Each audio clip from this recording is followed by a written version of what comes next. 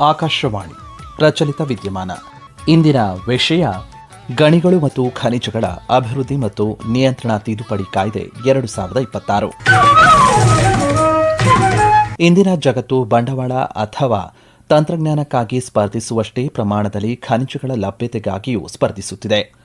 ಉಕ್ಕು, ಸಿಮೆಂಟ್, ವಿದ್ಯುತ್, ಎಲೆಕ್ಟ್ರಾನಿಕ್ಸ್, ಸಾರಿಗೆ ಮತ್ತು ರಕ್ಷಣೆ ಇವೆಲ್ಲವೂ ಭೂಮಿಯಿಂದ ಹೊರತೆಗೆಯುವ ಸಂಪನ್ಮೂಲಗಳಿಂದಲೇ ಪ್ರಾರಂಭವಾಗುತ್ತವೆ. ಆದ್ದರಿಂದ ಈ ಸಂಪನ್ಮೂಲಗಳ ಸ್ಥಿರ ಮತ್ತು ನ್ಯಾಯಯುತ ವಿತರಣೆಯು ರಾಷ್ಟ್ರೀಯ ಭದ್ರತೆ ಮತ್ತು ದೈನಂದಿನ ಜೀವನೋಪಾಯವೆರಡನ್ನೂ ರೂಪಿಸುತ್ತದೆ.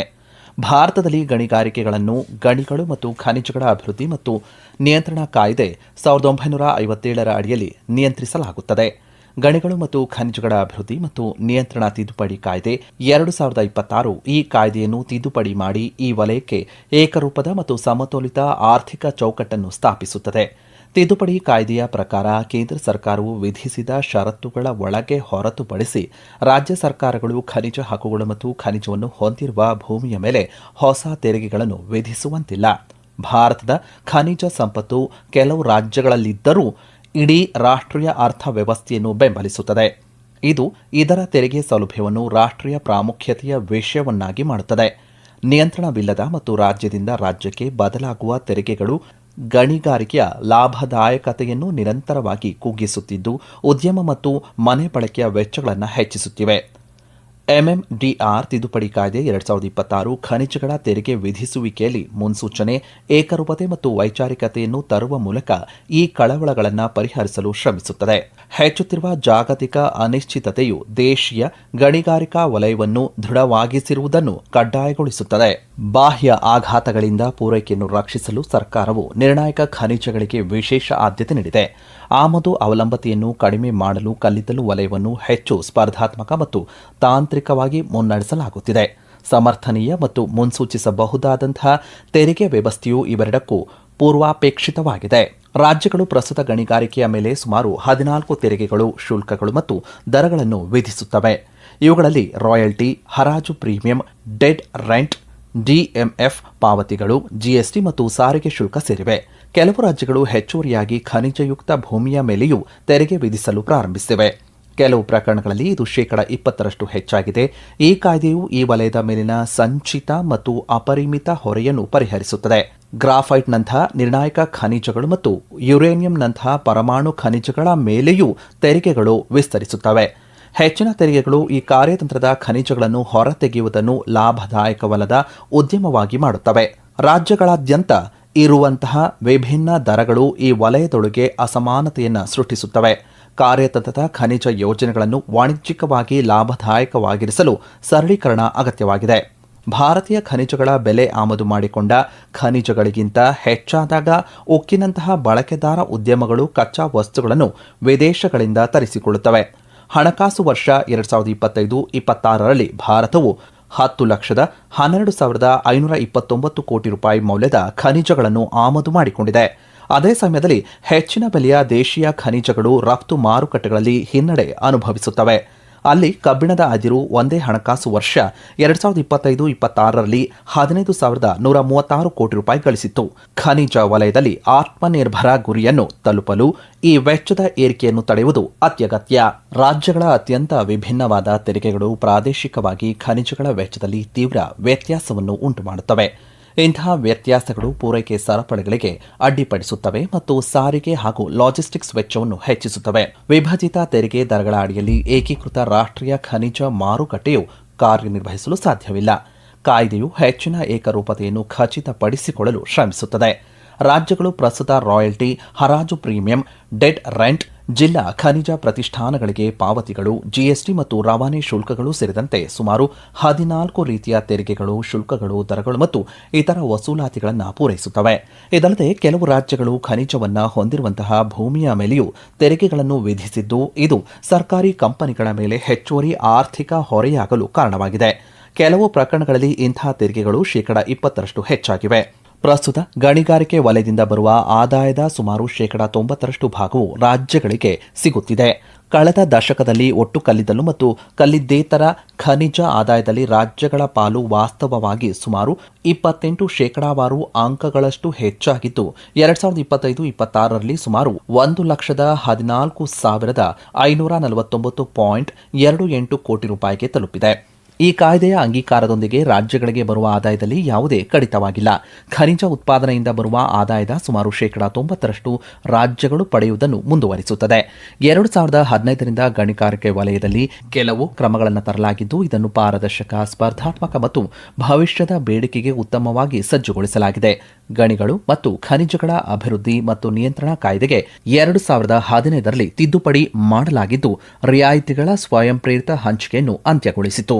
ರಾಷ್ಟ್ರೀಯ ನಿರ್ಣಾಯಕ ಖನಿಜ ಮಿಷನ್ಗೆ 2025ರ ಜನವರಿ 29ರಂದು 16,300 ಕೋಟಿ ರೂಪಾಯಿ ವೆಚ್ಚದೊಂದಿಗೆ ಅನುಮೋದನೆ ನೀಡಲಾಯಿತು. ಇದರಲ್ಲಿ ಆರ್ಥಿಕ ವರ್ಷ 2030-31ರವರೆಗೆ 2,600 ಕೋಟಿ ರೂಪಾಯಿ ಬಜೆಟ್ ಬೆಂಬಲವೂ ಸೇರಿದೆ. ಭಾರತೀಯ ಭೂವೈಜ್ಞಾನಿಕ ಸರ್ವೇಕ್ಷಣಾ ಸಂಸ್ಥೆ ಮತ್ತು ರಾಷ್ಟ್ರೀಯ ಖನಿಜ ಅನ್ವೇಷಣೆ ಮತ್ತು ಅಭಿವೃದ್ಧಿ ಟ್ರಸ್ಟ್ NMEDT 1,200 ನಿರ್ಣಾಯಕ ಖನಿಜ ಯೋಜನೆಗಳತ್ತ ಕೆಲಸ ಮಾಡುತ್ತಿವೆ. NMEDT ಅನುಮೋದಿಸಿದ 3,828.52 ಕೋಟಿ ರೂಪಾಯಿ ಮೌಲ್ಯದ 777 ಯೋಜನೆಗಳಲ್ಲಿ 255 ಯೋಜನೆಗಳು ನಿರ್ಣಾಯಕ ಖನಿಜಗಳಿಗೆ ಸಂಬಂಧಿಸಿವೆ. 2025ರ ತಿದ್ದುಪಡಿಯು NMEDTಗೆ ವಿದೇಶದಲ್ಲಿ ಅನ್ವೇಷಣೆಯನ್ನು ಬೆಂಬಲಿಸಲು ಅನುಮತಿಸುತ್ತದೆ. ಖನಿಜ್ ಬಿದೇಶ್ ಇಂಡಿಯಾ ಲಿಮಿಟೆಡ್ ಅರ್ಜೆಂಟೀನಾದಲ್ಲಿ ವಿಶೇಷ ಲಿಥಿಯಂ ಅನ್ವೇಷಣೆ ಹಕ್ಕುಗಳನ್ನು ಪಡೆದುಕೊಂಡಿದೆ. ನಿರ್ಣಾಯಕ ಖನಿಜ ಮರುಬಳಕೆಗಾಗಿ 1,500 ಕೋಟಿ ರೂಪಾಯಿ ಪ್ರೋತ್ಸಾಹ ಯೋಜನೆಯನ್ನು 2025ರ ಅಕ್ಟೋಬರ್ 2ರಂದು ಪ್ರಾರಂಭಿಸಲಾಯಿತು. ಆಂಧ್ರಪ್ರದೇಶ, ಗುಜರಾತ್, ಒಡಿಶಾ ಮತ್ತು ಮಹಾರಾಷ್ಟ್ರದಲ್ಲಿ ನಿರ್ಣಾಯಕ ಖನಿಜ ಸಂಸ್ಕರಣಾ ಪಾರ್ಕ್ಗಳಿಗೆ 500 ಕೋಟಿ ರೂಪಾಯಿಯೊಂದಿಗೆ ಬೆಂಬಲ ನೀಡಲಾಗುತ್ತಿದೆ. 3 ಸತತ ಬಜೆಟ್ಗಳಲ್ಲಿ ನಿರ್ಣಾಯಕ ಖನಿಜಗಳು, ಲಿಥಿಯಂ ಅಯಾನ್ ಬ್ಯಾಟರಿ, ತ್ಯಾಜ್ಯ ಮತ್ತು ಸಂಸ್ಕರಣಾ ಬಂಡವಾಳ ಸರಕುಗಳ ಮೇಲಿನ ಮೂಲಭೂತ ಸುಂಕವನ್ನು ತೆಗೆದುಹಾಕಲಾಗಿದೆ.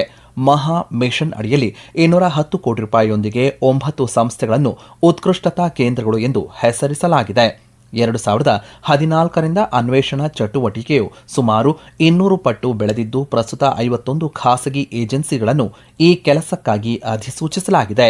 NMEDT ಕೊಡುಗೆಯನ್ನು 3% ಹೆಚ್ಚಿಸಲಾಗಿದೆ ಮತ್ತು ನೇರ ಅನ್ವೇಷಣಾ ವೆಚ್ಚದ ಅರ್ಧದಷ್ಟನ್ನು ಮರುಪಾವತಿಸಲಾಗುತ್ತದೆ. ಅನ್ವೇಷಣಾ ವೆಚ್ಚದ ಮರುಪಾವತಿಯ ಗರಿಷ್ಠ ಮಿತಿಯು ಅನ್ವೇಷಣಾ ಪರವಾನಗಿ ಹೊಂದಿರುವವರಿಗೆ 20 ಕೋಟಿ ರೂಪಾಯಿ ಮತ್ತು ಸಂಯೋಜಿತ ಪರವಾನಗಿ ಹೊಂದಿರುವವರಿಗೆ 8 ಕೋಟಿ ರೂಪಾಯಿಯಾಗಿದೆ. GSI ಫೀಲ್ಡ್ ಸೀಸನ್ 2025-26ರ 457 ಯೋಜನೆಗಳನ್ನು ಪೂರ್ಣಗೊಳಿಸಿದೆ. ಇದರಲ್ಲಿ ನಿರ್ಣಾಯಕ ಮತ್ತು ಕಾರ್ಯತಂತ್ರದ ಖನಿಜಗಳ ಮೇಲಿನ 230 ಯೋಜನೆಗಳು ಸೇರಿವೆ. ಆದರೆ NMEDT 2024-25ರಲ್ಲಿ 62 ಮತ್ತು 2025-26ರಲ್ಲಿ 84 ಇಂತಹ ಯೋಜನೆಗಳಿಗೆ ಧನ ಸಹಾಯ ನೀಡಿದೆ. ಗಣಿಗಾರಿಕೆ ಗುತ್ತಿಗೆಗಳು ಈಗ 10%ರವರೆಗೆ ಮತ್ತು ಸಂಯೋಜಿತ ಪರವಾನಗಿಗಳು 30%ರವರೆಗೆ ಒಮ್ಮೆಯ ಪ್ರದೇಶ ವಿಸ್ತರಣೆಯನ್ನು ಪಡೆಯಬಹುದು. ಸ್ವಂತ ಬಳಕೆಯ ಗಣಿಗಳಿಂದ ಖನಿಜ ಮಾರಾಟದ ಮೇಲಿನ ಮಿತಿಯನ್ನು ತೆಗೆದುಹಾಕಲಾಗಿದೆ. ಜೊತೆಗೆ ಗುತ್ತಿಗೆಗೆ ನಿರ್ಣಾಯಕ, ಕಾರ್ಯತಂತ್ರದ ಅಥವಾ ಆಳದಲ್ಲಿರುವ ಖನಿಜಗಳನ್ನು ಸೇರಿಸಲು ಹೆಚ್ಚುವರಿ ಪಾವತಿಯನ್ನು ರದ್ದುಗೊಳಿಸಲಾಗಿದೆ. ರಾಜ್ಯಗಳೊಂದಿಗೆ ನಿರ್ಮಿಸಲಾದ ಏಕೀಕೃತ ಗಣಿಗಾರಿಕೆ ಪೋರ್ಟಲ್ ಹರಾಜಿನಿಂದ ಕಾರ್ಯಾಚರಣೆಯವರೆಗಿನ ಸಂಪೂರ್ಣ ಬ್ಲಾಕ್ ಜೀವಿತಾವಧಿಯನ್ನು ಟ್ರ್ಯಾಕ್ ಮಾಡುತ್ತದೆ. ಕಲ್ಲಿದ್ದಲು ಮತ್ತು ಖನಿಜ ವಿನಿಮಯ ಕೇಂದ್ರಗಳು ನ್ಯಾಯಯುತ ಬೆಲೆ ಶೋಧನೆಗೆ ಮತ್ತಷ್ಟು ಬೆಂಬಲ ನೀಡುತ್ತವೆ.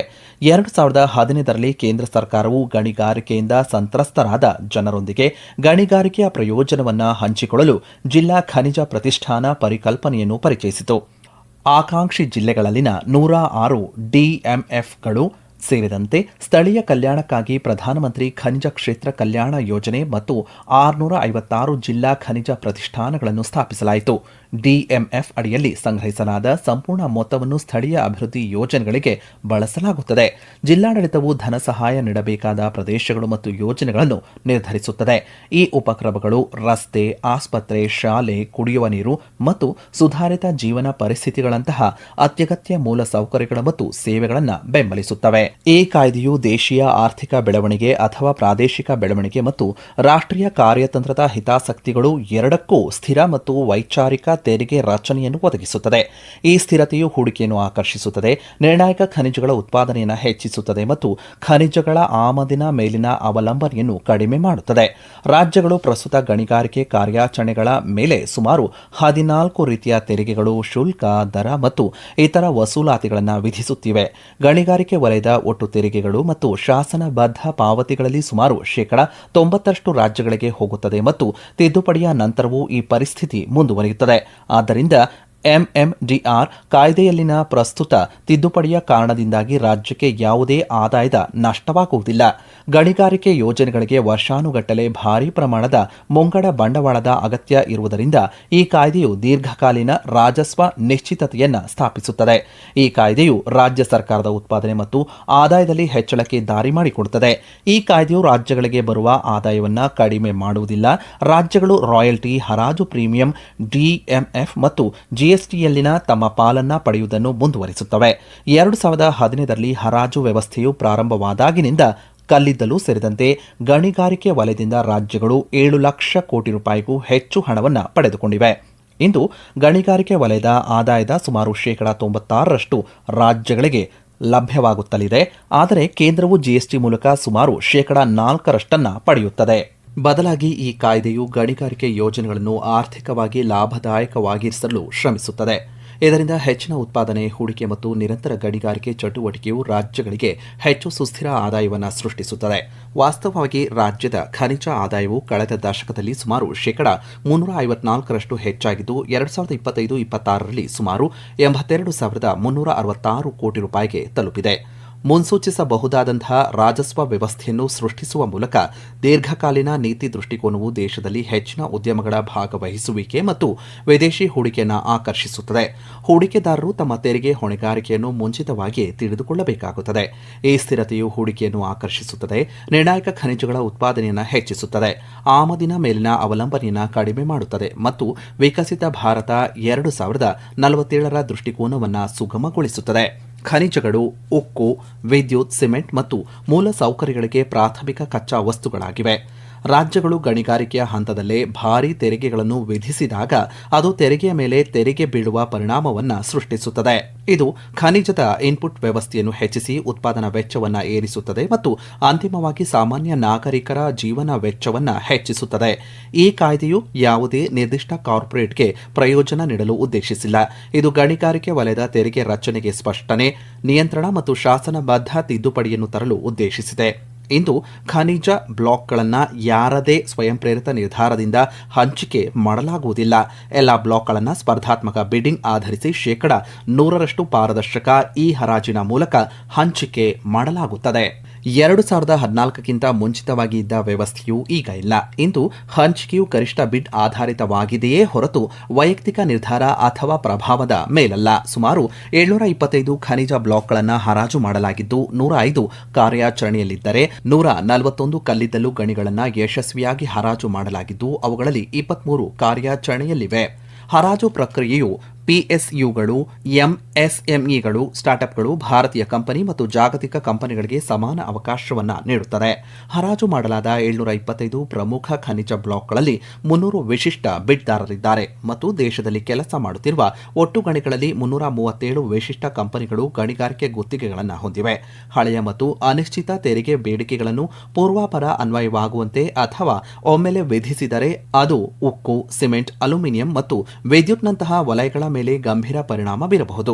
ಮೂಲಸೌಕರ್ಯ, ವಸತಿ ಮತ್ತು ವಿದ್ಯುತ್ ಹಾಗೂ ಇತರ ಅತ್ಯಗತ್ಯ ಸರಕು ಮತ್ತು ಸೇವೆಗಳ ಹೆಚ್ಚಿನ ವೆಚ್ಚಗಳ ಮೂಲಕ ಇದರ ಪ್ರಭಾವವು ಅಂತಿಮವಾಗಿ ಸಾಮಾನ್ಯ ನಾಗರಿಕರನ್ನ ತಲುಪುತ್ತದೆ.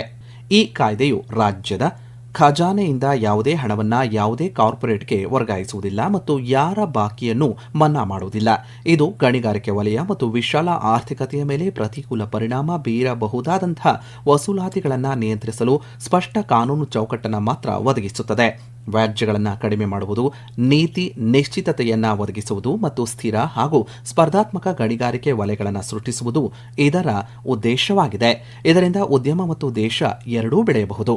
ಎಂಎಂಜಿಆರ್ ತಿದ್ದುಪಡಿ ಕಾಯ್ದೆ 2026 ರಾಜ್ಯ ಸರ್ಕಾರಗಳಿಂದ ಪ್ರತ್ಯೇಕವಾಗಿ ನಿಯಂತ್ರಿಸಲ್ಪಡುವ ಮತ್ತು ನಿರ್ವಹಿಸಲ್ಪಡುವಂತಹ ಉಪ ಖನಿಜಗಳ ಮೇಲೆ ಪ್ರಭಾವ ಬೀರುವುದಿಲ್ಲ.